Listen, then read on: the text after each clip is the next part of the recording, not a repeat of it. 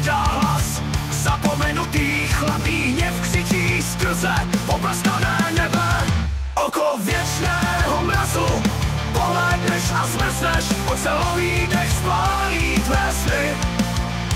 Království ticha pohltí tvůj křik, jen prázdnota tě přivine k sobě.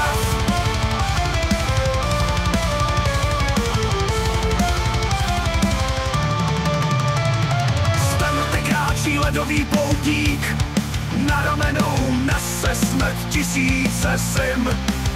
Jeho stín se sakuje do zmrzlé země a slunce se ztrácí v závěji hněvu. Oko věčného mrazu, polédneš a zmrzneš, ocelový dech spálí tvé sny. Království ticha pohltí tvůj křik, jen prázdnota tě přivine k sobě.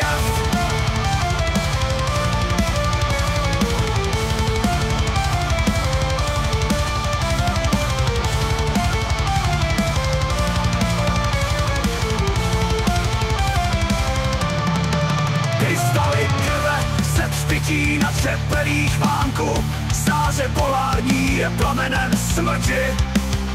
Každý dech se mění v řetězy ledu, které svírají hrdla živých.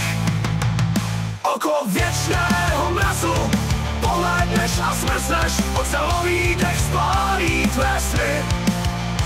Království ticha pohltí tvůj křik, jen prázdnota tě přivine k sobě.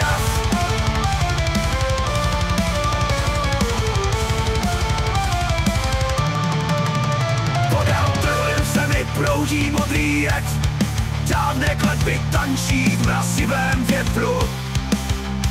A hvězdy se lámou po ostré hory, když přichází noc, která nikdy neodejde. Oko věčného mrazu, polédneš a zmrzneš, ocelový dech spálí tvé sny.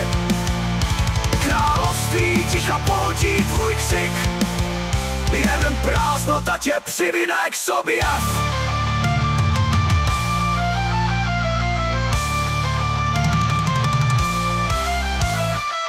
Ledové drápy trhají nebesa a v jejich tichu se rodí stíny bohů.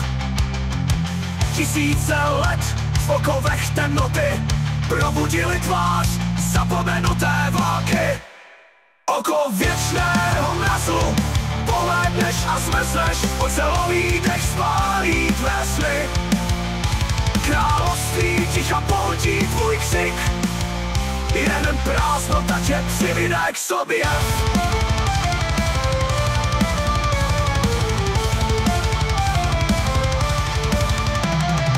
Hory se lámou pod tíhou chladu,